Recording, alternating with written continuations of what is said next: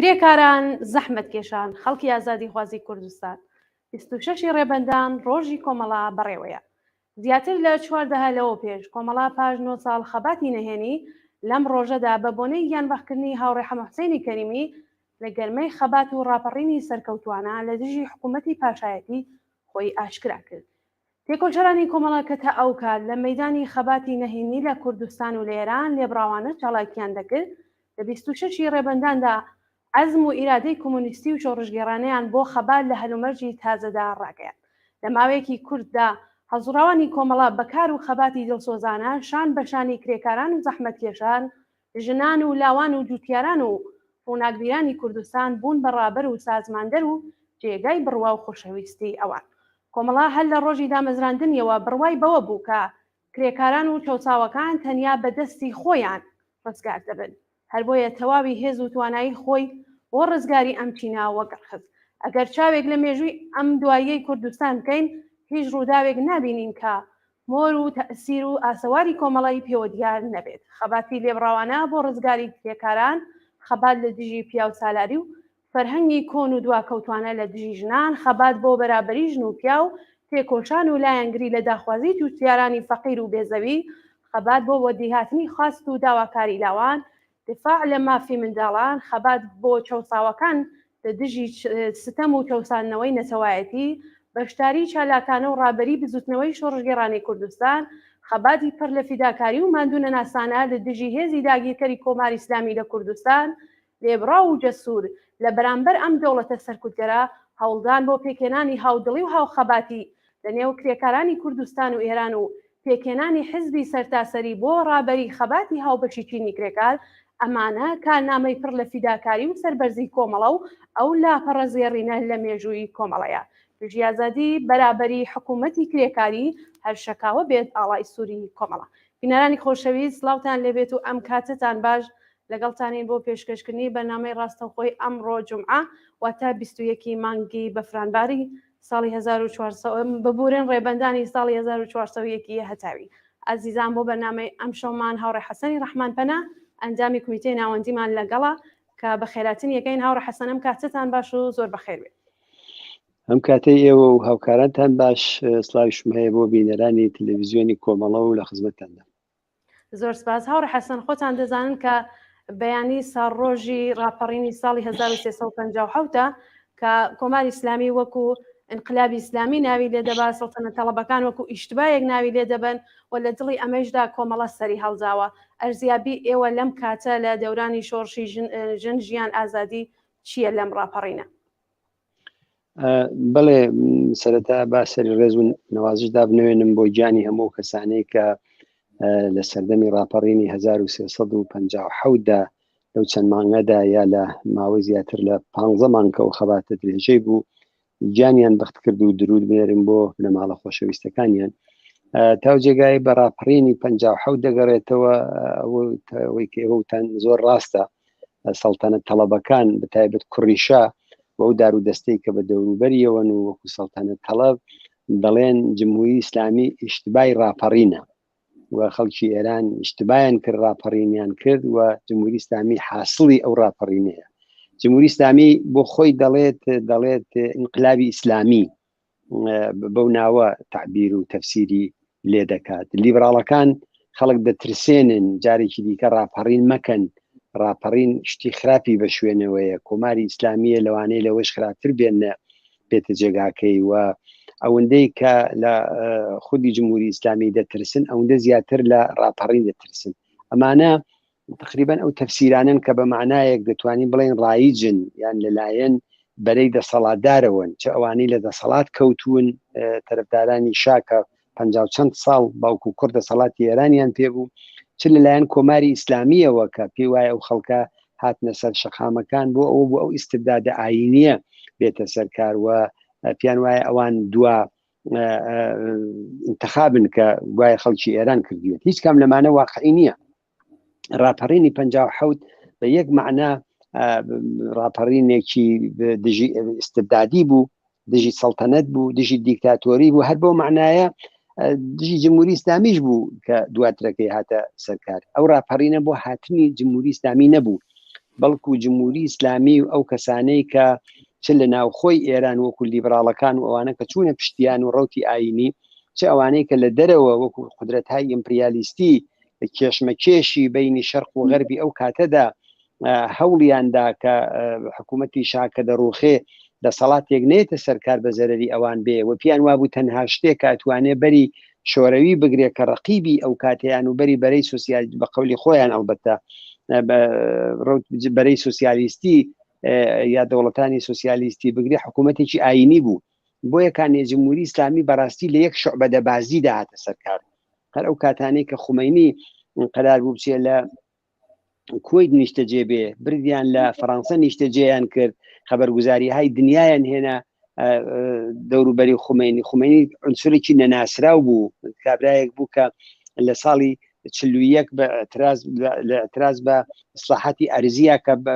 مەسئلەی ژنی تێدا هاتبوو، ئاراوە سپای بێدار، سپای دانش، کەشفی حجاب، مەسئلەی دابشکردنی زەوی. خومەینی لە هەڵوێستێکی سەر تا پا ئێسقان کۆنەپەرستانە و ارتجاعیەوە دژی ئەو ئیسلاحاتی ئەرزیە بوو و هەر لەسەر ئەوەش بوو کەوتە کێشەوە تەبعید کراو ئەوانە. خومەینی دژایەتی لەگەڵ شاخ و دژایەتی لەسەر ئەوە نەبوو کە شا دیکتاتۆرە و مستەبدا، ئەوەی کە ئێستا هەیە 100 بەرابەر و 1000 بەرابەر لەوە خراپتر و مستەبدتر بوو. بنابەرئین ناوزەتکردنی ئەو ڕاپەڕینەی ساڵی 57 بەراپەڕینێکی ئاینی و ئیسلامی ئەوە واقعی نییە و ئەوەی کە عرضم کردی خومەینیان هەڵگر چەلەیەکی ئاوە مرتەجع کۆنە پەرست دژی ئینسان هەڵیان گر بردیان لە یەکێ لە پێشکەوتوترین وڵاتانی سەرمایەداری دایاننا ڕۆژ تا ئێوارە تەبلیغیان بۆ دەکرد لە CNN لە BBC لە کاناڵەکانی دیکەوە کە ئەو خومەینیان لە مانگا دیوە لەواقعدا خومەینیان تەحمیل کرد بە ڕاپەڕینی ساڵی 57 بۆ ئەوەی کە غەرب بە هەدافی خۆی بگا بە نەمانی شا ئێران بەرەو جەهەتێکی دیکە نەڕوات لە دەستی غەرب و کەیکێ لە پایەگا سەرەکیەکانی وڵاتانی ئیمپریالیستی بە تایبەت لەسەرەوەی هەمویان ئەمریکا بوو لە ناوچەکەدا. ئەمریکا لەسەر 3 کۆڵەکە سیاسەتی خۆی لە خاوەری میانەدا دامەزراند، یەکێکی ئێران بوو، یەکێکی تورکیە و یەکێکی ئیسرائیل بوو. بەو 3 کۆڵەکە تەوازنێکی بەرقەرار کرده بوو لە بینی وڵاتانی عەرەبیە، لە بینی شۆرەوی ئەو کاتا کە ئێستا کوێ پرژوبڵاو نەبوو، لە بینی ڕقیبە منتەقیەکانی دیکەیدا و ئێران و خاصیەتەی بوو بۆیان مهم بوو کە دەسەڵاتێک بێتە سەرکاری گوێڕایەڵی ئەوان بگوێ لە خومەینی و قەولەی پێدان. هەر بۆیەکانێ ئەو لە کەسێکی ئاوا بێناو نیشانەوە کردیان بەو کەسە ڕۆژانە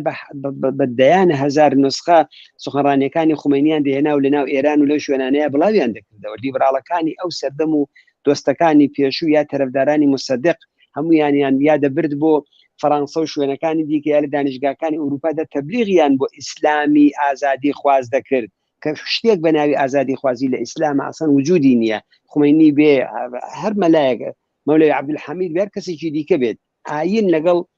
ئازادی خوازی دوو شتی ناتەبان لەگەڵ یەکتریا کە بەهەرحاڵ ئەو بەحسێکی دیکە. بۆیە بەو لە حازەوە ئەوە تاو جێگای بەوان دەگەڕێتەوە. ئەوان بەڵام ئیمکاناتیان بوو هەموو نوێژی جومعەیەک بە ملیۆنان کەس کۆ دەبێتەوە نوێژ دەکات، لەوێ تەبلیغی قسەکانی خومەینیان دەکرد، ئیمام جومعەکانیان، زەکات، خۆمس، حەج، سەرفترە، هەمووی ئەوانە و کاناڵانە بوون کە لەو تەریقەوە ئەوان هەدافی خۆیان تێدا تاقیب دەکرد.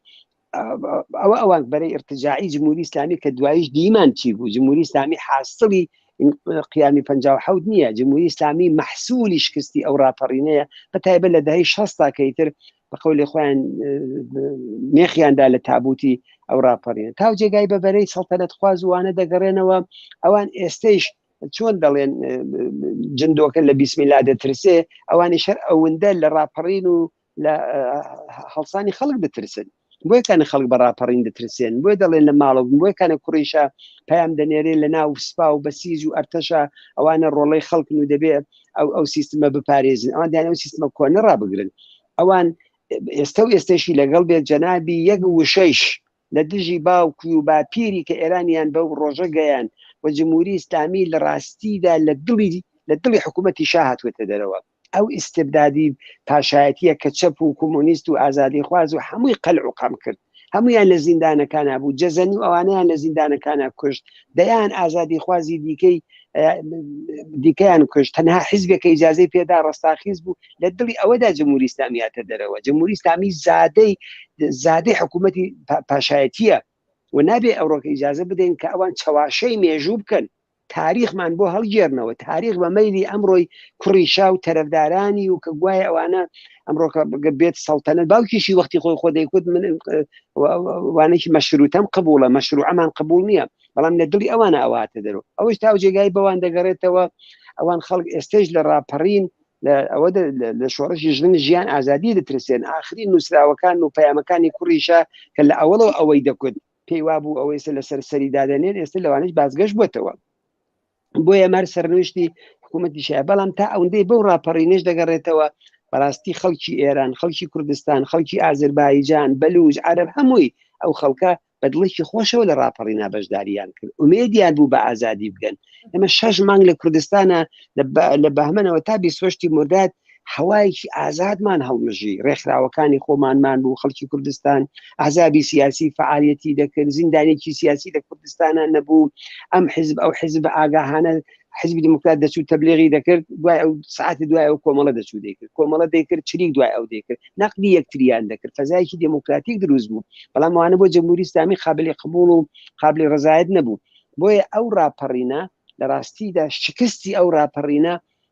شکستی ئەو حرەکەتێک بوو کە خەڵکی ئێران فداکاریان بۆ کرد چەند هەزار گیان بەختکردویان بۆدا و ناولێنانی لە شۆڕشی ئیسلامی زۆر هەڵەیە وهروەها ئەوەیشی کە ئەنجامی ڕاپەڕین هەڵە بووە نەتەنها هەڵە نەبوو بەڵکو زۆر بەرحەق بوو زۆر قابلی دیفاع شۆڕشی ئیسلامی نەبوو شۆڕشی دژی کۆنەپەرستی و دیکتاتۆری بوو بەڵام ئەو لایەنەی کە دەبوو ئەو ڕاپەڕینەی بەدەستەوە بێ و بە سەرنجامی بگەینە چینی کرێکار بوو کۆمۆنیستەکان بوون ئازادی خوازان بوون ئەوانە بوون ئەو بەرەیە متەفەرق بوو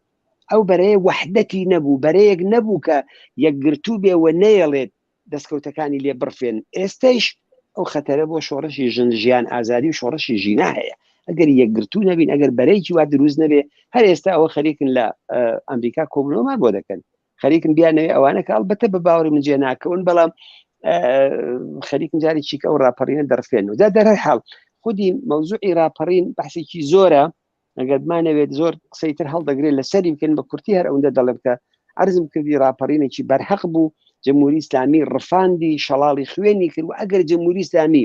ئەو ئاستە لە فاشیزمی تش بەو ڕاپەڕینە بەکار نەبردایە و وڵاتانی تریش بە نەوعێک تەئیدیان نەکردایەت و لەگەڵی نەبوایەتن بە باوەڕی من ئەو ڕاپەڕینە ئاوا سەرکوت نەدەکرا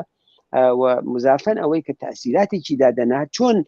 جمهوری ئیسلامی تأثیری منفی لەسەر منتەقەکەدانا لە ترۆریزم لە ئیسلامی بنیادگرا لە قەتڵ لە کوشتن ڕاپەڕینێکی دموکراتیک و ئازادی خوازانەی هەر بەو موازاتە تأثیری لەسەر کولی منتەقەکەدا دەنا کە ئەوە بە حاڵی ئیمپریالیستەکان و دەسەڵاتدارانی ئەو کاتی شەرق و غەرب بۆ هیچ کامیشیان خوشایەت نەبوو هەر بۆ یەکانەیە لە دژی بوون و ئەوان بەو معنایە دیفاعیان لە جمهوری ئیسلامی کرد. بەڵێ زۆر سپاس هاوڕێ حەسەن. هاوڕێ حەسەن کۆمەڵە لە 44 ساڵی ڕابردوودا زۆر فراز و نەشیبی پێواوە زۆر ئەزمموی بەدەستێناوە ئێستاش هاوسەنگەر و هاوسۆزی شۆڕشی ژن ژیان ئازادی بووە کۆمەڵە چۆن توانی لە ماوەیەکی کووردە ئاوا بێتە جێگەی دڵخۆشی خەڵکی کرێکار و زەحمەتکەش و ئاوا بتوانێت جێگە و پێکەیەکی ناو کۆمەڵگەیان بێت. زانی کۆمەڵە جەرەیانێکی لاو بوو لە ڕاپەڕینی 57 ئەو کاتە کە 48 پاییزی 48 دامەزرا بوو 9 ساڵ لە تەمەنی کۆمەڵا گوزەرا ڕەهبەرانی ئەو کاتی کۆمەڵە تەمەنیان ناچوە سەرەوەی 30 ساڵ و هەر لەو حدودەیە بوون و کەمتر لە 30 ساڵ بوون یعنی هەم بە تەمەنی ڕێکخرا و هەم بە تەمەنی ڕەهبەرانی جەرەیانێکی لاو بوو بەڵام یەک تایبەتمەندی بوو حزبی زۆر کۆنتر لە کۆمەڵە بوو حزبی توودە بوو ساڵی 20 دامەزرا بوو لە کوردستانە شاخەی بوو حزبی دموکرات بوو ساڵی 24 کۆماری مەهاباتی دروست کرد بوو قازی محەممەد سەرۆکایەتی کردبوو چهرەها و کەسایەتیهای ناسراوی بوو لە ئاستی دنیایشا دەناسران بەڵام کۆمەڵە جەرەیانێکی لاو بوو بەڵام ئەم جەرەیانە لاوە لە زمنی ئەوەیدا جەرەیانێکی نوێخواز بوو تەفاوەتی بوو لەگەڵ حزبی توودا کە سەر بە شۆڕەوی بوو تەفاوەتی بوو لەگەڵ حزبی دموکرات کە جەرەیانێک بوو لە سیستم و مناسباتی موجود دیفاعی دەکرد بەڵام کۆمەڵە دەستی بردبووە ئەو مناسباتە بۆیە ئەگەر ئێمە چاو لەو کات و تاریخە بکەین لە علەنیبوونی کۆمەڵەوە لە 57ەوە لە 26 ڕێبەندان کە ساڕۆژی گیانبەختکردنی هاوڕێ حەمەحسەینی کەریمیە هەتا 28 مرداد تقریبا 6 مانگ دەکات لە توولی ئەو 6 مانگەدا هیچ ڕووداوێکی گرنگ لە کۆمەڵگای کوردستانە نییە کە کۆمەڵەت دەخاڵەتی تێدانەکە دەستی بۆ نەبە ئەوە کۆمەڵی کرد بەو جەرەیانە بۆ یەکانێت دەخاڵەتکردنی کۆمەڵە لە مەسائلی ئیجتماعی نوێخوازبوونی کۆمەڵە نسبەت بە ڕەوت و جەرەیاناتی دیکە دەستبردنی کۆمەڵە بۆ ڕیشە لەو جامعەدا ئەوە بوو باعسی ئەوە کۆمەڵە بوو بۆ جەرەیانە کۆمەڵە بەدیل بوو کۆمەڵە ئەڵترناتیڤ بوو کۆمەڵە ڕێبازێکی جیاواز بوو کۆمەڵە لەگەڵ چوو بەگشت سنەتهای تاکوونی ئەو کاتەدا مەسەلەن بۆ نمونە مەسئلەی ژن چاو لێ بکەین کامڕۆکە شۆڕشێک بەخۆشیەوە لەسەر مەسئلەی ژن دروست بووە بەڵام یەکەم چەخماخەکانی ئەو شۆڕشی ژنە لە کوردستانی ئێرانە کۆمەڵە لێدا کۆمەڵە دەستی بر بۆ ئەو مناسباتە گەنیوەی کە ژنی پێ زەعیفە بوو دەستی بر بۆ ئەو ڕەوابتە عەشیرەتی و دواکەوت و پیاو سالارە کە بە ژنی ئیجازە نەدەدا لە ئوموراتی سیاسی ئەوانەدا دەخاڵەتکە لە باشترین حاڵەتیدا پێی دەکوت مەسەلەن گۆرەی و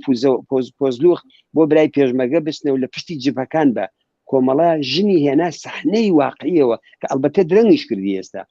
هەرچەند لە ڕاپەڕینە ژن فعال بوون دەخاڵەت بوو مەسەلەن لەبیرمە لە جەمعیەتەکانی شارەکانە بەشێکی بەرچاو لە ژنانی تێکۆشەر و ئازادی خواست دەوانەدا بەشدار بوو ئەوە بە نسبەتی مەسئلەی ژنانەوە هەر لە مەسئلەی ژنە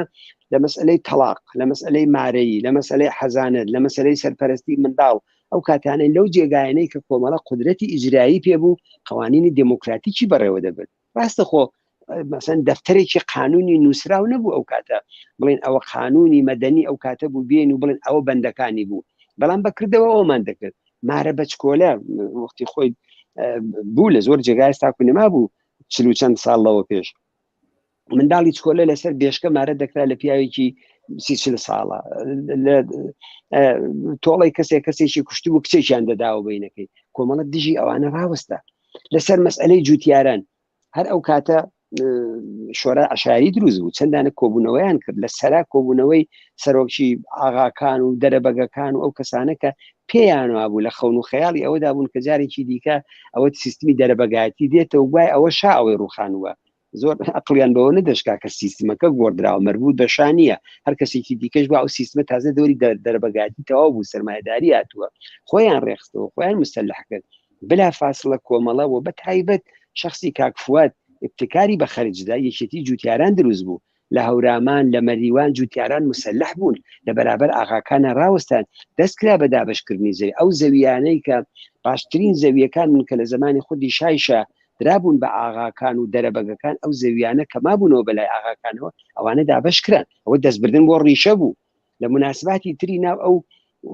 کۆمەلگایەدا مەسەلەن ئاین وترا ئەمرێکی خصوصیە مامۆستایەکی تێکۆشەر کە ئەو ڕۆژانە ساڵڕۆژی گیانبەختکردنی مامۆستا شعیزەدینی شەجێ خۆیەتی یادی لێ بکەین بنیامێکی ئازادی خواز بوو بنیامێکی بەرابەری خواز بوو ڕاستە لە فەلسەفەی بۆچوونی خۆیدا ئاینی بوو بەڵام تەرەفداری جیای دین لە دەوڵەت بوو تەرەفداری بەرابەری ژن و پیا و زۆر متالبەی دیکە کە شعاری بەڕاستی چەپەکان بوو نەقشی بوو لەو ڕووداوانەدا و ئینسان دەبێت قەدرشناس بێ بۆ کەسایەتیکی ئاوا کە بوو بە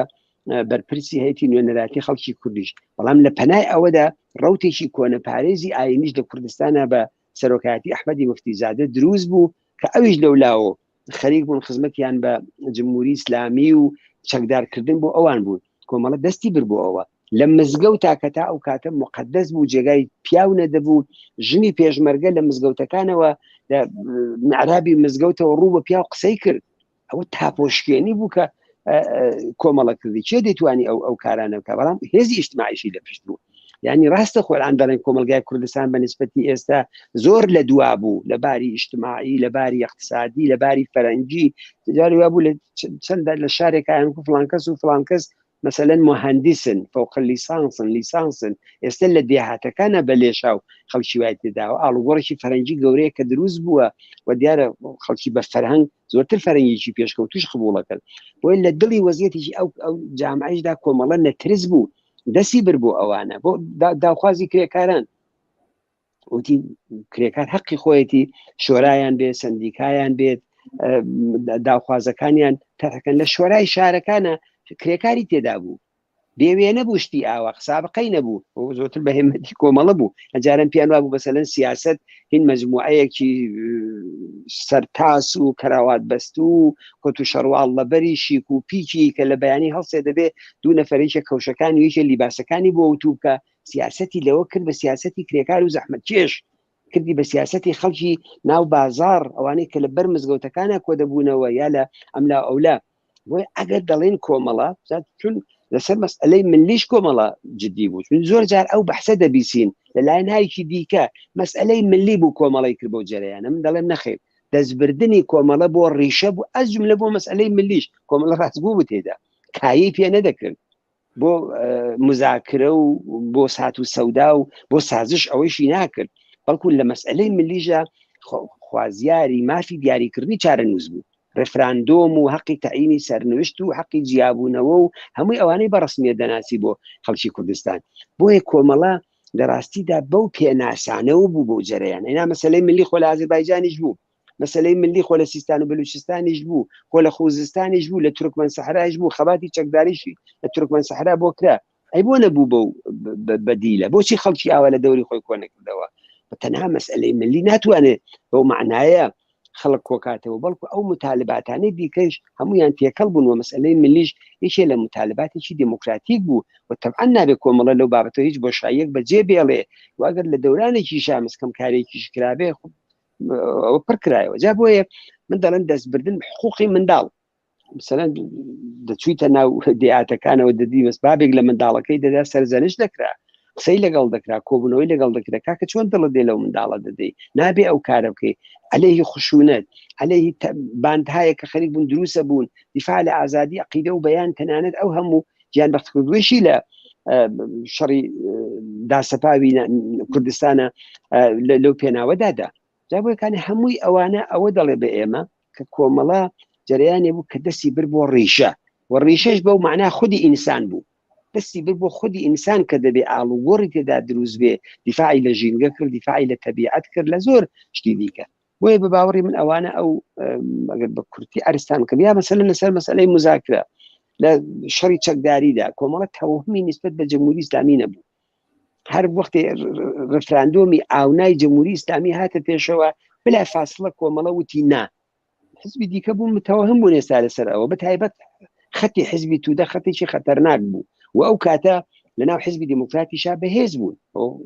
نە ئتهامە نە شایعەیەکە دروستیکەن تودەیەکان و غەنی بلووریان و گروپی حەو نەفەری ئەوانە بەهێز بوون ئەو کاتە حەولیان دەدا کە مەسەلەن لە کوردستانە لەو ڕفراندۆمەدا جۆرێکی دیکە بەڵام بەخۆشیەوە خودی حزبی دیموکراتیش بەشی زۆری ساغ بووە کە انتخاباتە تحریمکەن ئەو کاتە و زۆر متالبات و شتایکی دیکەی لەو نوعەکە ئەو کاتانە کۆمەڵە زۆر فعالانە زۆر جدی زۆر دڵسۆزانە کاری بۆ کرد و کۆمەڵی کرد بەو جەرەیانە بۆیە من دەڵێم ئەو شەش مانگێکی مهم بوو ئەوەی کە زۆر جار دەڵێن لە جەرەیانی شرایطێکی علەنی کە دێتە پێشەوە حزبێکی سیاسی لە هەفتەیەکا بەقەت 7 ساڵ هێز کۆکاتوە ئێستای لە جەرەیانی شۆڕشی ژنجیان ئازادی هەروایە بەو میزانەی کە ئێستا حزبێک دەتوانێت مەترح بێ بەرنامەکەی تەرەکە ئەهدافی خۆی بناسیێنێ خەڵک گوێی لێ بگرن قەت لە شرایطی ئیستبداد و دیکتاتۆریدا بۆی نایەتە پێشەوە و ئەوە هەلێک بوو ڕەخسا و کۆمەڵە بە دروست لەو هەلەتوانی استفادە بکە و ئێستەیش بەشێکی ئێمە لەو سەرمایەی ئەو کاتەی خۆمان دەخۆین کە بە دروستیش ئەلبەتە فیداکاری تێدا کراوە بە باوەڕی من ئەوانە هۆکارەکان بەڵێ زۆر سپاس هاوڕێ حەسەن هاوڕێ حەسەن بە پێیەوەی کە باسی مێژووتان کرد باسی دەستکەوتەکانتان کرد لە کۆمەڵەوە جێگە و پێکەی ناو خەڵکی کوردستانە پێتان وایە کۆمەڵە چه دەور و نەقشێکی بووە لە شۆڕشی ژنجیان ئازادیدا کە ئێستا بەرەو 44 ساڵ لە ئاشکرابوونی ڕۆژی کۆمەڵە دەچین من پێم وابێ ئەم شۆڕشەی کە ئێستا دەستی پێ کردووە نەفسی ئەو شعارێکە کە شعارێکی چەپە شعاری چەپەکانە شعارێکی ئازادی خوازانەیە هەر خودی ژن کەلیمەی ژن ڕزگاری ژن ئەوە لە ئەدەبیاتی مارکسیستی و کۆمۆنیستەکانە هەر لە مارکسەوە تاکوون ئێستا هاتووە کە ئەگەر جامعەیەک ژن تێدا ڕزگار نەبێت جامعەیەکی استبداد لێدراوە شەرتی ڕزگاری جامعە ئازادی ژنە شەرتی ئازادی جامعە ئازادی ژنەوە زۆر شتی دیکە بە سەدان کتێب و نووسراوە و ئەدەبیاتی چەپ لەو بابەتەوە هەیە لەسەر مەسئلەی ژن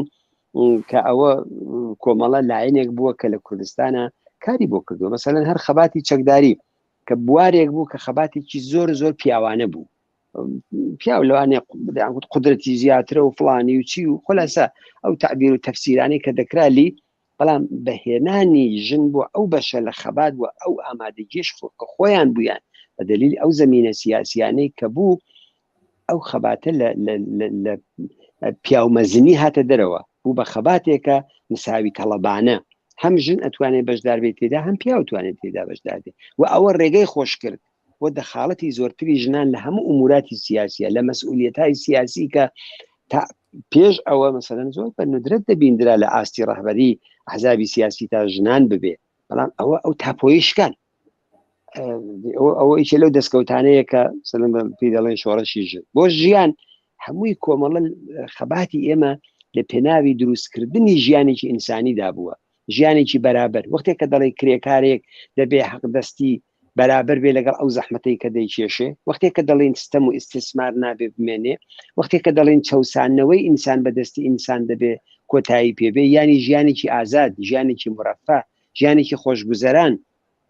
ئەوە ینی ئەوانە. ئەو کۆمەڵە حولی بۆ داوە، کاری بۆ کردووە، ماندوێتی و گیانبازی بۆ کردووە. وەختێک دەڵێ ئازادی تەزمینی ئەوانە دەکات. جامعەیەک ئەگەر ئازاد نەبێت ژن ناتوانێت ئازاد بێت تێدا، جامعەیە ئەگەر ئازاد نەبێت ژیان تێدا ئازاد نییە، ژیان تێدا بەدیلگیراوە، لە قەفەسایە. بۆیەکانی بۆ ئەو شۆڕشە ئەو شعارانە شعارهایەکن کە پڕ بە پڕ شعارێکی چەپن، شعارێکی ئازادی خوازانەیە، شعارێکی مساوات تەڵەبانەیە و لە دڵی ئەو شعارشدایە کە ئێمە لە کوردستانە تمەشا بکەن، لە دڵی ئەو شعارەدا جێگە و پێگای لایەنەکانیشی تێدا دەبینینەوە. هەر لە تولی ئەم چەند مانگە ئەم 5 مانگەی کە لە شۆڕشی ژیان ئازادی گوزەراوە،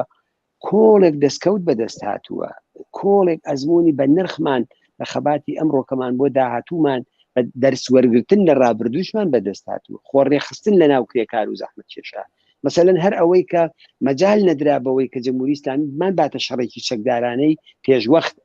خۆتان لەبیرتان هەر لەو بەرنامەوە چەندێک شەڕمانە کردلەوە، کێشەمانە کردلەوە لەگەڵ جوانانێکی پرشور و شەوق، فیداکار، دڵسۆز کە واقعاً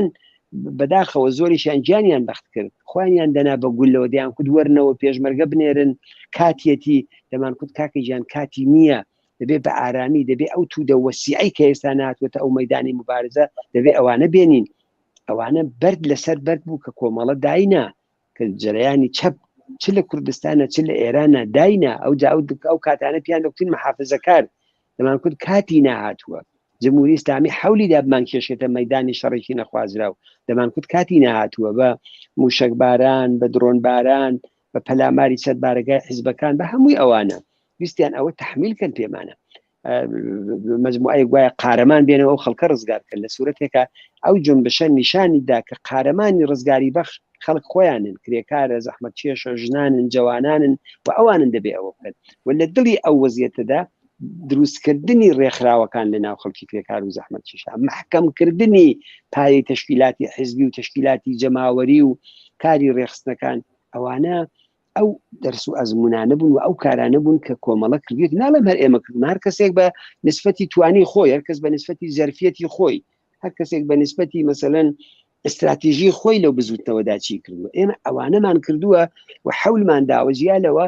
ئومێد و ئاسۆیکی ڕۆشنتر بەو بزوتنەوە بدەین. بڵێن کاکە گیان هەر جمهوری ئیسلامی بڕوخێ کافی نییە، هەر ئێستەکانێ کۆڵێک خەڵکی دیکە دیانیان تیژ کردووە لە ئەم جنبشە، لە کوڕیشاوە، لە ئیسلاح خوازانی وەک خاتەمیەوە، لە موسەوی و ئەمسالەهمەوە، هەمووی ئەوانە هاتوون و قەسەمە خۆن بەسەری شۆڕشی ژن ژیان ئازادی. ئەوانە گورگن لە پێستی مەردا. دەبێ ئەوانە ئەو حەقیقەتانە بە خەڵک بڵێن، دەبێ خەڵکی کوردستان بزانێ دۆستەکانیان کێیە، بزانێ کە ئەوانەی تاکوونێ دوێنێکە دەستیان بە خوێنی ڕۆڵەکانمان سوورە، ئەمڕۆکە ئەوانە ئەو کەسانە نین. بۆیە کانی کۆمەڵە بۆ کۆمەڵە مەسئلە هەر ئەوە نییە مجریانێنی بڵێن هەر لەبێن بچێ بڕوخێ ئەی چی دێتە جێگاکەی. ئێستا کە جمهوری ئیسلامی گوڵۆڵی کەوتوێتە لێژی، نابێ بێڵین ئیستبدادێکی 40 ساڵەی دیکە بێتەوە بەسەرمانە حاکمیت بکە، بەڵکو هەر لە ئێستەوە دەبێ بەردی بناغەی ئەو کۆمەلگا دابنێن کە کۆمەلگایکی دموکراتیکە، کۆمەلگایکی ئازادە، کۆمەلگایکی بەرابەری ژن و پیاوی تێدایە، دین و دەوڵەتی تێدا جیایە، مافی دیاریکردن تێدا باسکردن بڤە نییە. ئێوە چاو لێوکەن مەسەڵەن جەرەیانی سەڵتەنەت تەڵەب و ناسیۆنالیستە ئێرانیەکان چی دەڵێن بۆ حیزبە دۆستەکانی خۆیان؟ ڕۆژێ 100 جار لۆمەیانەکەن، وەرە قەسەمم بۆ خۆ بە تەمامەتی ئەرزی ئێران، وەرە قەسەم خۆ کە تۆ ئەو خاکە پاکە دەپارێزی وەکو جاران لە مەرزەکانە نگابانیمان بۆ دەی. سوورتێکە خەڵکی کوردستانی جۆکار خەڵکی دیکە حەقێتی جیابێتەوە، دەوڵەت تەشکیل بدا، حکوومەتی خۆی ببێ لە فەزایەکی دموکراتیک و ئازادایەکە خەڵکی کورد و بەلوچ و تورک و عەرەب و هەمووی فارس و ئەتوان بەیەکەوە بژین، نەک دانەیەک بێ بە شوانی ئەوانی دیکە. وی هەمووی ئەوانە لە دڵی ئەو خەباتەدا کۆمەڵە کاری بۆ کردووە و حەولی داوە هەم جێپای جمهوری ئیسلامی لێش بکە، جمهوری ئیسلامی هەرچی زیاتر پاڵ پێوە بنێ بەرەو گۆڕستانی مێژوو، و لە دڵی ئەو خەباتە لە دڵی ئەو کارەشا کە دەیکا وردە وردە ڕەگ و ڕیشەی کۆمەلگایکی نوێژ دامەزرێنین. ئێمە دەبێت بڵین بە شوراکان دەبێت خۆمان ئیدارە بکەین، ئێمە دەبێت بڵین یەکێتی خەباتکارانەی خۆتان لە گەڕەکەکانە دروستکەن، کومیتەکانی مەحەلاتان دروستکەن، دەبێت بڵین دەسەڵات هینی خانمێکی هونەرمەند و کاکێکی فوتباڵیست و کۆنەکارێکی سیاسی و سەڵتەنەت تەڵەبێک نییە، دەسەڵات هین جەماوەرە، ئەوە هین ئێوەیە و نابێوانە بەسەرسەری ئەو خەڵکەوە بێن و جارێکی دیکە دەستکەوتەکانمان بڕفێنن. ئەوە ئەرچی ئێمەیە، ئەوە ئەرچی کۆمەڵەیە، ئەرچی کۆمۆنیستەکانە، ئەرچی ئازادی خوازانە. دەبێت لە جامعەدا بیڵێن و بەو معنایە من دەڵێن لە توولی ئەو چەند مانگەدا کۆمەڵە خزمەتی گەورەی بە بزوتنەوەی خەڵکی کوردستان کردووە، هەروەکو لە توولی 43 ساڵی ڕابردووشدا لە ئیسلاح تەڵەب پاراستی، لە ڕەفۆرمخواز پاراستی، لە بزوتنەوەی سەوز پاراستی، لە چێ و چێ و ئەوانەی کە لە گۆشەیەکی قانونی ئەساسی دەگەڕان لە تەبەندێک پەیداکەن بڵێن خۆیان وەسڵکەنەوە بە جمهوری ئیسلامی، وتی بابە جمهوری ئیسلامی ئیسلاح پەزیر نییە. ئەوەی کە ئەوڕۆکە بەشێک لە سەرکردەکانی خودی جمهوری ئیسلامیش دوای 43 ساڵ ئەلبەتە ئەوان بە فێڵبازی خەریکن ئەوە دەڵێن، دەیانێت بە ڕێفراندۆم و مشتی دیکە ئەوانە بکەن. جا بۆیە کانێ من پێم وابێ ئەمانە هەمووی دەستکەوتهایەک بووە کە کۆمەڵە بەدەستی هێناوە. لە هەمان حاڵیشدا دەبێت ئەوەیش بڵێن کە کۆمەڵەیش ئەزمون فێر بووە، کۆمەڵیش لە دڵی ئەو جنبشەدا هەڵەکانی خۆی لە جەرەیانی پراتیکا دەبینێتەوە، ئیسلاحی دەکا، بەرەو پێشەوە دەڕوە و ئەوە منطقی مبارزەی سیاسیە. هەر ئەوە نییە کە بڵێ خەڵک مان فێری فلان کرد و چیمان کردنا، ئێمە بۆ خۆشمان لە دڵی ئەو مبارزەیە دەبێت فێر بین، دەبێت کە موکوریەکانمان ببینین، دەبێت هەڵەکانمان ببینین، دەبێت خۆتیاربوونی زیاترمان بە علمی ڕزگاری بەخشی کرێکار و زەحمەتکێش و ئەوە فێر بین، وحدەتی چینایەتی، وحدەتی مبارزاتی، هەمووی ئەوانە دەبێت ڕێگاکانی بدۆزینەوە، چون دوژمنەکانمان زۆر زۆر بازمونترن. هەمووی ئەوانە بە باوەڕی من ئەو ئەزمونانە بوون، ئەو دەرسانە بوون کە کۆمەڵە لە دڵی شۆڕشی ژن ژیان ئازادیدا بەدەستی هێناوە، لە هەمان حاڵیشدا منتەقلیشی کردووە بۆ ناو جامعەک. بەڵێ زۆر سپاس هاوڕێ حەسەن. هاوڕێ حەسەن، ناو قسەکانتانە چەند شتان وت کە جێگەی پرسیارە بۆ ئەو کەسێک کە ئێستا لەوانەیە لەو بەرنامە چاو لێ بکات. باسی موسەویتان کرد، ئێمە بینین کە دوای 13 ساڵ ئێستا موسەوی سکوتی شکانە و هاتووە باسی بەیانیەکی دا و باسی ڕفراندومێکی کرد. ئەمە توانێت چه پەیامێکی بێ؟ ئایا ئەمە ڕیزشێکە لە ناو حکوومەتە یان دەتوانێت چه پەیامێکی بێ بۆمان؟ من ئەوە بڵێم تاو جێگای بە بەحسی ڕێفراندۆم دەگەڕێتەوە بۆ کوردستانێک کە 43 ساڵ لەوە پێش ڕێفراندۆمی ڕەت کردەوە و دەیزانی ڕێفراندۆم جعبەیەکی جادویی ئیسلامی بوو کە جمهوری ئیسلامی هێنای بە ئارێونا و بە درست ئێمە وتماننا ئەمڕۆکە ئەو داوخوازە 43 ساڵ لە دوایە. جا چه موسەوی بیکە، چه مەولەوی عەبدولحەمید بیکە، چه کۆمەڵێک لە مەلای ناو کوردستان بیکەن، چه حتا کوێنێ حزبێکی سیاسی دیکەش پەیدا بێ ئەو ڕۆکاوە بڵێ شتێک بە ناوی ڕفراندۆم لە قەوارەی جمهوری ئیسلامیدا ممکن نییە. ئەوان بە پێی قانونی ئەساسی خۆیان ویلایەتی فەقییان هەیە، وەلی فەقی نمایندەی خوددایە. ڕفراندۆمی چی؟ کەسانێک کە ئەوە دەڵێن کڵاو دەکەنە سەر خۆیان، سەر خۆیان ئەلبەتە ناکنە، سەر خەڵکی دەکەن، ئەوان فریون. هێنا لە جمهوری ئیسلامیدا کام ڕفراندۆم مەگەر ئەو انتخاباتانێکی کە تا ئێستا کردویانە بۆ ڕێی جمهوری خۆیان نەهاتن وتیان تەقەلوب کراوە، مەگەر ڕەفسەنجانیان لە سندوقەکانی دەنگ کە پێیان دەکوت ئەمە کارنامەی جمهوری ئیسلامیە، ستوونی جمهوری ئیسلامیە، حەزب نەکرد لە بەرابەری ئەحمەدی نژادێکی کۆنە پاسدارە کاسە ناوی نەبوو لەی کوێیەکە. کەسێکە تەوهمی بە ڕفراندۆم ببێ ئەوە فقط کڵاو کاتە سەر خۆی، ناتوانم بڵم سەد خەڵکیش ناکات چون خەڵک ئەوڕۆکە لەو دێ بۆی ئەوە تاوجێگای بە ڕەفراندۆم دەگەڕێت تاوجێگایی بە کەسانی ئەو شعارە لەلایەن خاتەمی یا موسەوی یا ئەو کەسانە دەگەڕێتەوە ئەوانە قسەیەکی مەشهوری شاه هەیە لەو ڕۆژەکانی ئاخرە ڕۆژنامەکانیش بۆیان نووسی ڕۆژنامەکانی وەکرد سەدای پای انقلابی شمارە شەنیدەم ئەوانە خەریکن دەنگی پای شۆڕشی خەڵکی ئێران دەبیستن ئەوە شەقی زەمانەیە پیان دەکات ئەی ئاغای موسەوی وەختێکە 8 ساڵ نخۆزوەزیری زمانی خومەینی بوو بۆ ئەو کاتە باسی ڕەفراندۆمی ناکرد بۆ قانونی ئەساسی بۆ ئەو کاتە دیفاعی لە حقوقی ژن ناکرد بۆ ئەو کاتە گەورەترین جنایەتەکانی جمهوری ئیسلامی تاوان بارانەترین جنایەتەکانی جمهوری ئیسلامی چییە شەڕی ئێران و عێراقە ڕاستە سەدام حسین ستارتەکەی لێدا بەڵام خومەینی ئیدامەیدا ئەو نخۆزوەزیری دەورانی شەڕ بوو گەورەترین قەتڵ و عامەکان لە ساڵی 1960 کران ئەو نخۆزوەزیری ئەو دەورانش بوو ئەی بۆ ئەو کاتە لەکوێ بوو بۆ ئەو کاتە نەیدەکوتەوە خەڵکە بۆ دەکوژن ئەو کاتە بۆ اعترازی ناکرد ئێستا مەلایەک پەیدا بوو ئەو کاتە بەناوی منتەزری لە ساڵی 60 هیچی نەوت ئەڵبەتە بەڵام لە ساڵی 67 ئەوانە بە هەندێک قسەی کرد ئەوەی بۆ ماوە بە شتێکی مثبت ئێستا خەڵک بۆی باز دەکات ئەی جەنابی موسەوی و خاتەمی و بەرەی ئیسلاحخواز کە بۆ خۆیان بەشێک بوون لە ڕاگررتنی ئەو سیستمە لەکوێ بوون بۆی ئەوە شەقی زەمانەیە بەوانەی دەکات ئەوە شۆڕشی ژن ژیان ئازادیە کە ئەوان دەنگی شۆڕشیان بیستیوە زەنگۆڵەی شۆڕش خەریکە لە بنی گوێیانە ئاوە دەلەرێتەوە بۆیە کاری خەریکن دەڵێن ئەوە ئێمە ئەوەمان دەوێت بەڵام ئەوە گوزەراوە ئەوە بۆ شۆڕشی ئێستا بۆ خەباتی ئێستامان ڕفراندۆم نەتەنیا لە پێش نییە زۆر زۆر لە دوایە و ئرتجاعیە بنابەرئین ئەوە هیچ وانەیەکی نییە ئەرزشێکی نییە بێزگەلەوە ئەوان بۆچی ڕفراندۆمەکەن بۆی جمهوری ئیسلامی بمێنێتەوە خۆ ڕفراندۆم بۆ نەمانی جمهوری ئیسلامی ناکەن ئەوان ئەو بەرە بە قەولی خۆیان ئیسلاح خواز و ئیسلاح تەڵەبانی حکوومەتین کە پیان وایە جمهوری ئیسلامی لە ڕفراندۆمێکان نەجاتی دەن لە ڕووخاندن شۆڕشی ژن ژیان ئازادی جمهوری ئیسلامی هەدەف گرتووە وەختێکە لە هەر لە 96 وانەوە وترا ئیسلاح تەڵەب ئوسولگەرا دیگە تەمامێ ماجەرا شاملی ئەوانیش دەبێ ئەو ڕۆکە تازە درەنگ خەبەری بۆتەوە جەنابی ئەو پێی وایە نانی ئەو 15 ساڵ 14 ساڵی کە ڕێی من کوو خەریکە دەخوا لە ماڵی خۆی دانیشتووە خزمەتیان کردووە لە حەسری خانگیەوە هەر ئەو دەمەڵەت ئێمە ئەومان پێ خراپ بوو هەرو دەوتمان موسەویش هەر کەسێک هەیە بە ئازاد بێ نابێ ئەو بکە دەبێ ڕۆژی خۆی لە جێگای خۆیدا جوابی دادگایکی انقلابی بداتەوە لە بەشداریکردین لە تاوانەکانی جمهوری ئیسلامیدا بۆیە ئەو نەوعە دروشمە ئەو نەوعە داوخوازە لە ڕاستیدا دژ بە ئەو شۆڕشەیە و نابێ بێڵ ئەوە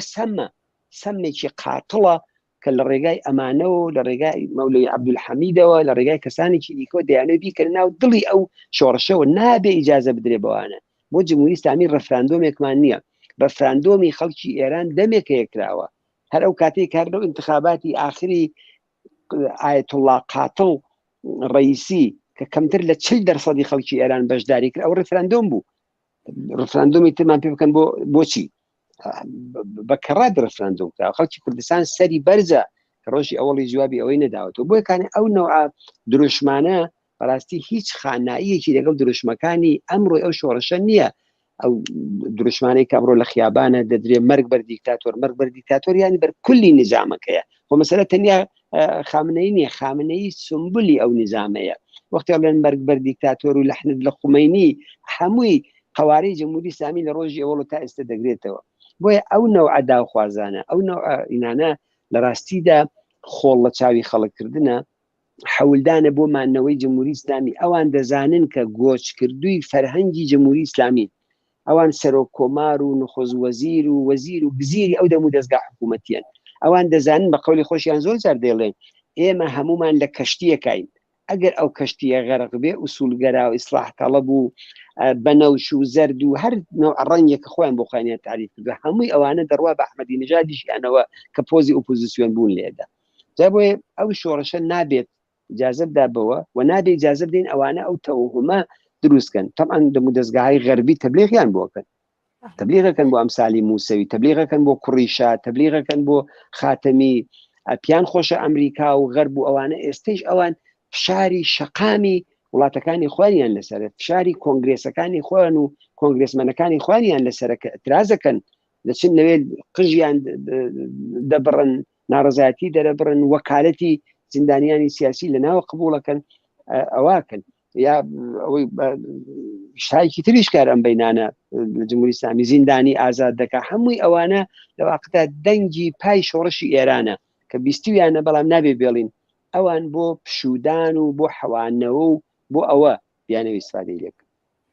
بەڵێ زۆر سپاس هاوڕێ حەسەن. هاوڕێ حەسەن ناو قسەکانی خۆشتانە باستان کرد کە بەشێ لە تەلەڤیزیۆنە فارسی زمانەکان خەریکن کارەکەن بۆ هەر ئەم بەیانەیە کە ئێستا موسەوی داویەتی زۆر لەسەری دەنگ و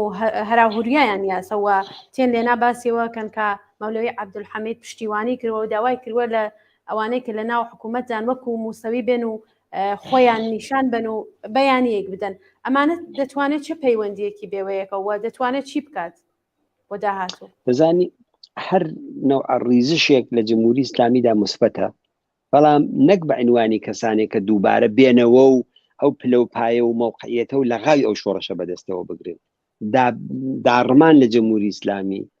ڕووخاندنی بەشهایەک لە جمهوری ئیسلامی دەبێت بە چاوی مثبەت چاوی لێ بکەیت. ئەوە بە قازانجە ئەوە یەک. بەڵام زەرەرەکە چییە؟ زەرەرەکە ئەوەیە کە کەسێک پێی وابێ ئەمانە دەبێ بێن دووبارە مەوقعیەتی ڕەهبەری ئەو جنبشە یا ئەو خەڵکە بکەنەوە یا ئیسلاحێک لە جمهوری ئیسلامیدا بکەن و ئەوانە ئەوەش ئەوە تاو جێگایی بە مەولەوی عەبدولحەمید دەگەڕێتەوە. ئەم کابرا خۆ هەر لە یەکێ لە نوێژی جومعەکانیدا دەڵێ لە خەتی ئیمام خومەینی لادراوە، دەڵێ ئێمە تەرەفداری حکوومەتێکین بە دیفاع لە ئەعدامەکە، وەختی خۆی دیفاعی لە تاڵبان کرد، وەختی خۆی ڕێی بە ڕئیسیدا، بەڵام ئێستا بزوتنەوەیکی جەماوەری ناڕازی ڕێکەوتووە. جمهوری ئیسلامی پێی خۆشە ڕاهبەری ئەو بزوتنەوەیە مەولەوی عەبدولحەمید بێ لە سیستان و بەلوچستان، پێی خۆشە فڵان مەلای ئیمام جومعەی پاوە و فڵان جێگا و ئەوانە بن لە کوردستان، پێی خۆشە موسەوی و کەڕووبی و ئەوانە کە بەشێکن ئێستش دەڵێن ئێمە خەو دەبینین بە دەورانی تەڵایی ئیمامەوە. من عرضم کردن لە دەورانی تەڵایی ئیمامە چ جنایەتەکایەک و چ کوشتار و چ وحشیگەری هایەک 1 ملیۆن کوشتەی شەڕ ئێرانی خستە سەردەستی ئەو خەڵکە. یعنی ئەوانە بۆ یەکانێ ئەمان خەو بەوانەوە دەبینن، ئەوان ئارەزویان ئەوەیە کە جارێکی دیکە ئەو سیستمە کێشەی ئەمان لەگەڵ جەناحی خامنەیی چییە؟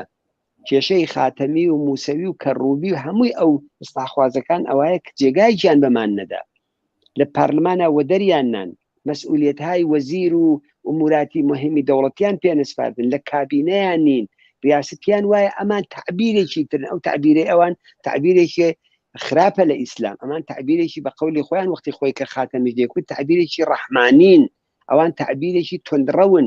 ئێران بەرەو ئینقلاب دەبە، ئەوان ترسیان لە ئینقلابە، ترسیان لەوەیە کە خەڵک لە خوارەوە دەسەڵاتی بەدەستەوە بێت. بۆیە ئەمانە بەڵێ یەکتری دەبینەوە. کەسی دیکەش پەیدا دەبێت کە دیفاع لە موسەوی بکات، دیفاع لە کەڕووبی بکات لە شوێنەکانی دیکە. لە کوردستانیشە حەول دەدەن. من چاوەڕوانی ئەوە دەکەم تەنانەت ئەگەر بوێرن بەشێک لە مەلاکانی کوردستانیش، بەشێک لە کۆنە ئیسلاحخوازەکانی کوردستانیش، بەشێک لەوانەی کە بەناو نوێنەری پارلمان و بەناو بەرپرسایەتیان لە کوردستانە و لە ئازربایجان لە جێگاکانی تە بەدەستەوە بووە، ئەوانش ڕاگەیان هایەک بدەن و پشتیوانی بکەن لە کەسی وەکو موسەوی. ئەمە هەمووی دش بە شۆڕشی ژیان ئازادیە، هەمووی دش بە شۆڕشی ژینایە. بۆ یەکانێ بەرەی شۆڕش ژێڕیش دەبێت بە هیچ جۆرێک گوێ لەمانە شل نەکە، کەس متەوەهم نەبێ بەمانە کە گوای ئەمانە خەریکن کارێک دەکەن و ئەمانە خەریکن ئەو بۆچوونی وای شێل ناوبەشێ لە ئۆپۆزیسیۆنە. ئەوان جمهوری ئیسلامیان بۆ دەڕوخێ، ئەوە عینی بێباوەڕی بە قودرەت و هێزی خەڵکە. نا جمهوری ئیسلامی بە خەڵکی هەژار و کرێکار و زەحمەتکێش و خەڵکی ئازادی خواز دەڕوخێ. جا بۆ یەکانێ نابێت ئیجازە بدەین تەوەهم دروست بێ بەمان. ئەمانە بەڵێ یەک دەگرنەوە، ئەمانە ئەگەر حتا شرایط جۆرێکی تریشی لەبێ، من بە ناممکنی نازانم موسەویش لە شرایطێکی حساسە دیفاع لە کوڕی شابکە. زەرفیەتیان هەیە ئەوانە لە نەوعێکن، ڕاستە جیاوازیان ممکنە لە فکرا لە بۆچوونە بێ، بەڵام لەوەی کە بە قەولی خۆیان تەمامێتی ئەرزی پارێزن دەسەڵاتی کە هەیە ئاڵوگۆڕێک لە مۆرەکانە بکەن دەسەڵاتەکە بمێنێتەوە. سپای پاسداران چەندانە مۆرەی بە قەولی ئەوان ئێستا خراپ و توندڕە و بەدناوی هەیە لای بن، فەرماندەکانی ئەرتەش دابن، هەموو شتەکان لە جێگای خۆی بێ، ئەوان دەیانێت ئەو لە ئەوتەکان نەخوا. بەڵام خەڵکی ئێران دەزانن کە ئەو سیستمە فاسدە لە قوی قەزاییەوە لە سیستمی ئیداریەوە لە ئەرتەشیەوە لە سپایەوە لە بەسیجیەوە لە نوێنەران و پارلمانیەوە لە قانونی ئەساسیەوە دەبێ هەمووی ئەمانە توڕ دەیتە زبڵدانی مێژوو ئەمە 43 ساڵە بەمانە و بەم شمشێر بەدەستانەیە خەریکن ئەو جنایەتانە دەکەن. بنابەرین ئەو نوع دیفاعکردانە سەرەتاکەیەتی من بە شتی تریش دەزانم و حتا غەربیەکانیش بە باوەڕی من ئەوان تا ئێستێشی لەگەڵ بێ ئالترناتیوی جمهوری ئیسلامی بە جمهوری ئیسلامی ئەزانن. تردیدم نییە لەوەی کە ئەمریکاییەکان و ئوروپاییەکان حەول دەدەن بۆ ئەوەی لەناو بەرەی ئیسلاحخوازی جمهوری ئیسلامیدا لە موسەوی و کەڕووبی و کەسانێکی کە بدۆزنەوە کە بڵێن ئەمانە جێنشینانی بەرحەقی جمهوری ئیسلامی هەندێک قسەی تون مەکەن یا بڕێک ئارامتر بن هەندێک متالبات و فڵان و ئەوانە بدەن با ئێران دەستی لێ نەدرێ با مەنتەقەکە تێک نەچێ و ئەوان بۆ شتێکی ئاوە حەولە دەن دڵیان لەوە جا بۆ یەکانی ئەو نەوعە پشتیوانیانە لام وایە ئەگەر بزانن بازاری گەرمە ئەگەر بزانن خەڵکی دیکە دێتە پشتی لە شوێنەکانی دیکەیشان مەوجێک لەوە ممکنە دەست پێ بکە بەڵام باتەوەجو بە بەهێزبوونی خودی شۆڕشی ژیان ئازادی و باتەوەجو بەوەی کە لە 5 ساڵ لەو پێشەوە لە ئیسلاحخواز و ئەوانە عبوری کردووە من ئێستا ئەوە زۆر بە ممکن نازانم پێما بێ ئەوانە مۆرەهایکی سوتاون ئەمە تاقیکردنەوەیە ئەمە ئیمتحانە جمهوری ئیسلامیش مەجالیان پێدا خامنەیی بە دقت و خەریکە تاقیبی ئەواناکەن باندی خامنەیی سپای پاسداران دەفتەری سیاسی سپای پاسداران تاقیبی ئەم ڕووداواناکەن و کارتەکانیان ڕوئەکەن بەڵام ئاخرین کار ناخەنە سەرمێزی بەلام بە ڕقیبەکەیان کە جومبشەکەیە بزان کام کارت شانسی زۆرترەوە ئەوانیش تێیدا بمێننەوە ئەوە بە باوەڕی من ئەوەیە. بەڵێ زۆر سپاس هاوڕێ حەسەن. هاوڕێ حەسەن بینەرێکمان پەیامێکی ناردوو بۆمان لێرەدا دەقی پەیامەکەی دەخوێنمەوە. نووسیوێتی وێ ڕێسلااو ڕێز هاوڕێیانی تەلەڤیزیۆنی کۆمەڵا بەر لە هەموو شتێک پیرۆزبایی ڕۆژی کۆمەڵا لە بنەماڵەی سەربەرزی گیانبەخکردوانی ڕێزەکانی کۆمەڵە و حزبی کۆمونیستی ئێران بە تایبەت گیانبەخکردوانی ئاخێزەکانی شۆڕشی ژینە دەکەم. بە خێراتنی هاوڕێ حەسەن دەکەم پرسیارێکمەیە هەروەکو خۆتان دەزانن گروهێک لەگەڵ ڕەزا پەهلەوی خەریکن ئێتلافێک دروست دەکەن لەناو ئەمانەدا کاک عەبدوڵڵا موحدەدی لەم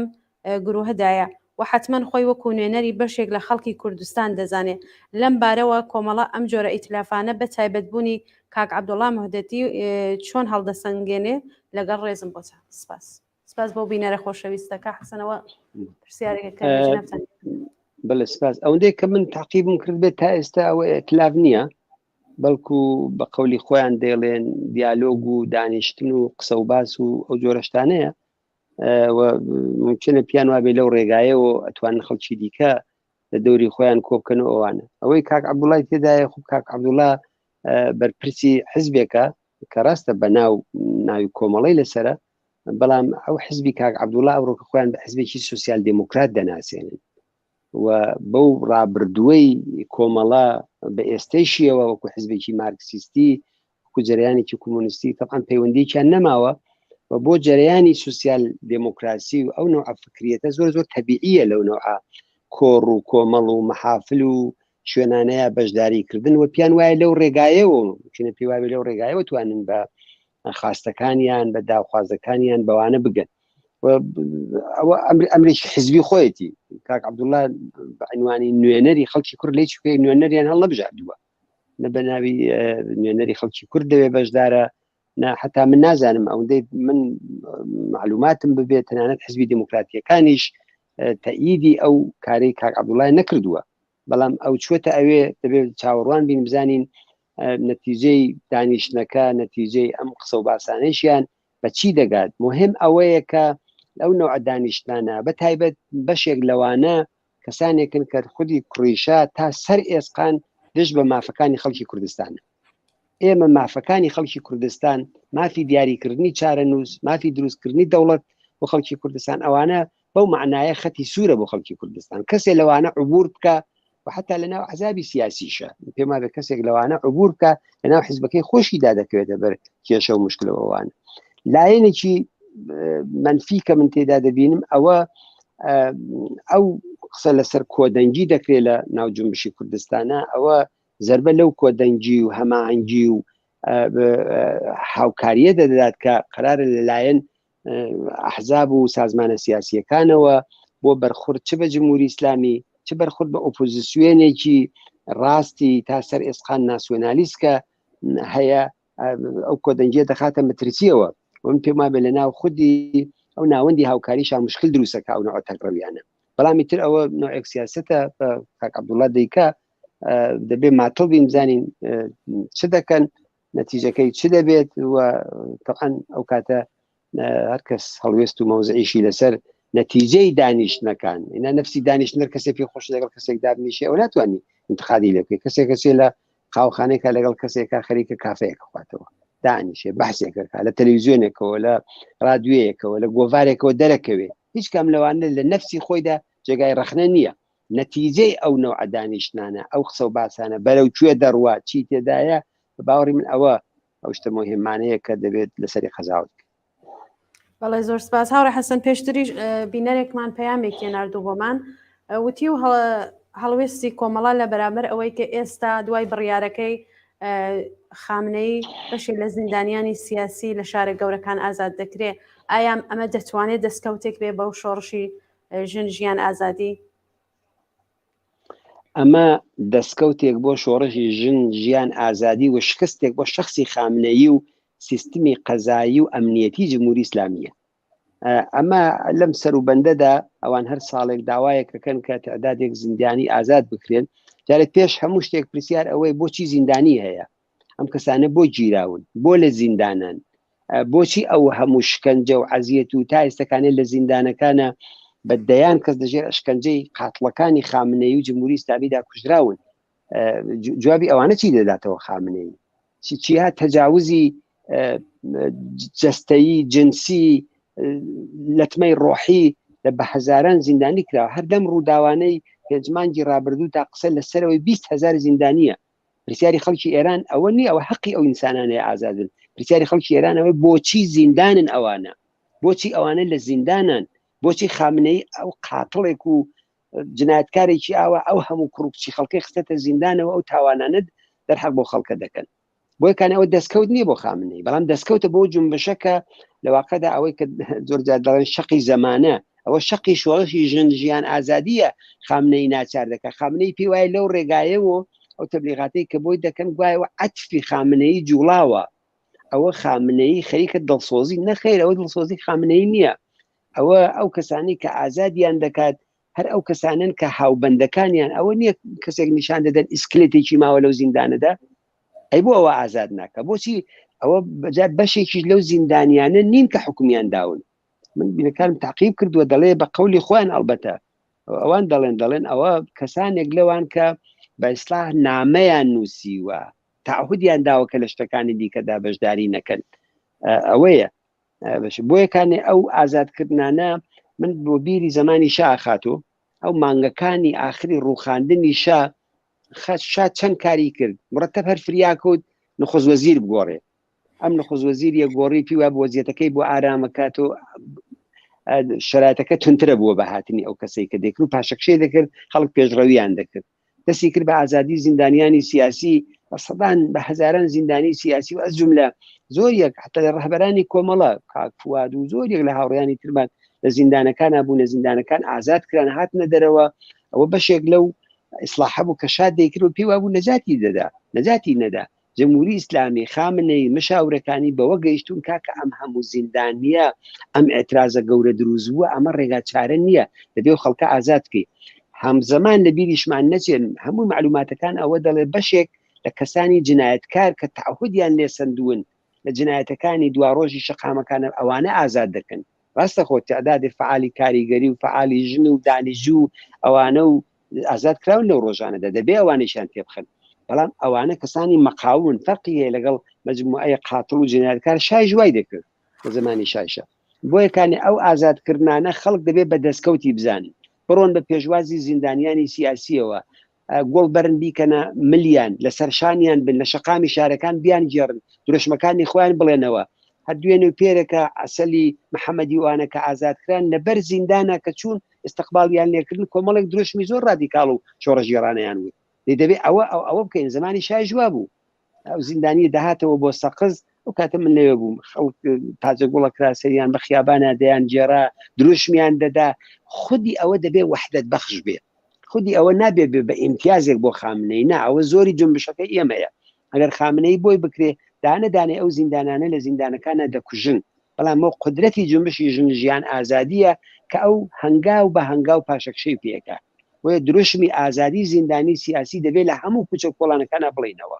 دەبێت لە هەموو جێگایکە دروشمی خەڵکی کوردستان بێ خەڵکی ئێران بێ و نابێ و هیوادارین یەکێ لە دەستکەوتەکانی و جنبشە ئەوەیە کە دەرکی زیندانەکان بشکێنێ زیندانی بۆچی زیندانی سیاسی جامعەیە کە زیندانی سیاسی تێدا بێت جامعەیەکی ئیستبداد لێدراوە هەر دەوڵەتێک بێت هەر حکوومەتێک بێت حاڵی هەم کەسێکە قەتڵەکە کەسێکە جنایەتەکە کەسێکە خەتەرناکە بۆ جامعەیە دەبێ بیگریت و ئەوە بڵێ بەڵام زیندانی سیاسی لەسەر عەقیدە لەسەر بیر و باوەڕ لەسەر مخالفەت لەگەڵ فلان کەس و فلان ڕەهبەر و فلان سەرۆک و فلان بەرپرس ئینسان بگیرێ ئەوە گەورەترین تاوانێکە کە دەکرێت بۆیە ئەوە امتیاز نییە بۆ خامنەی شکستە بۆ ئەو بەڵام امتیازە بۆ ئەو شۆڕشە و هیوادارم امتیازاتی دیکەشی پێوە بگرین و فشاری زیاتریان بۆ بێنین بۆ زۆر دەستکەوتی دیکە ئەس جملە هەموو زیندانیانی سیاسی ئازاد و دەرکی هەموو زیندانەکان بشکێ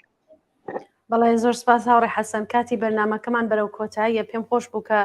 زۆرتر پرسیار بکەم بەڵام کاتی بەرنامەکە کەمە هیوادارم بتوانین لە بەرنامەیەکی ترە پێکەوە وتوێژێکی تر ئەنجام بدەین سپاس بۆ ئامادەبوونت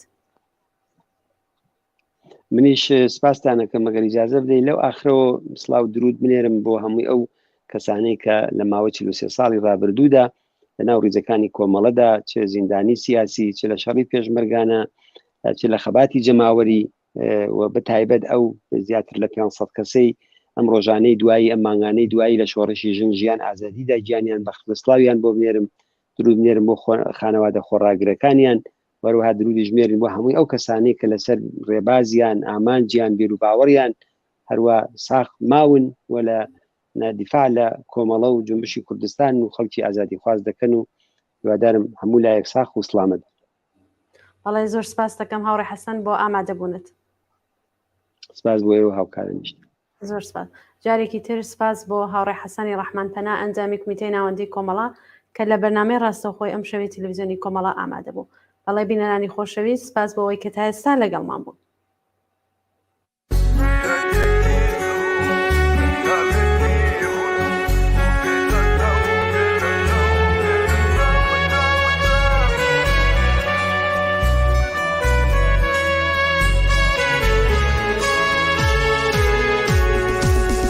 یان یەکی زوو هەداوێکی ڕوون و بێلە چاو بێلە چاو بێلە چاو چاو چاو ئەسمان گەشت بوو هاورێکی ڕەش هات دوژمن گەبارۆیا زۆیدا و پارتیجان و بورتامی ڤیا و بێلە چاو بێلە چاو بێلە چاو چاو چاو پارتیجان و بورتامی ڤیا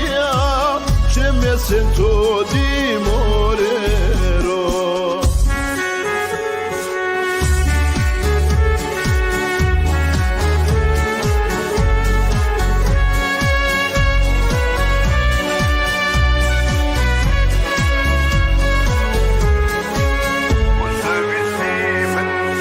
وسويستي من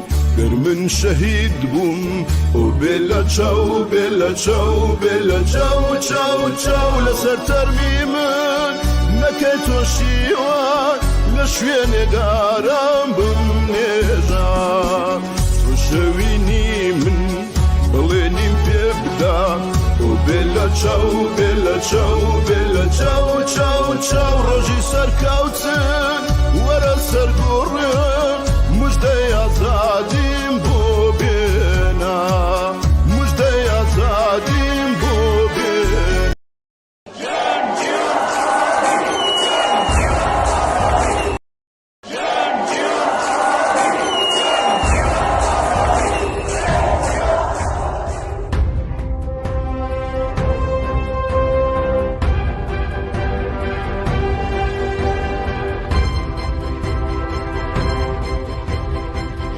جیان آزادی جیان آزادی جیان آزادی آزادی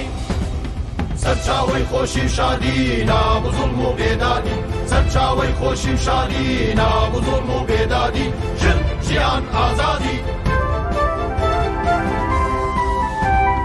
پێشەنگی شۆڕەژم بێ نەسرەوتن سەرکەوتن بێ پێشەنگی شۆڕەژم بێ نەسرەوتن سەرکەوتن بێ چەقڵی چاوی دوژمن بێ ژن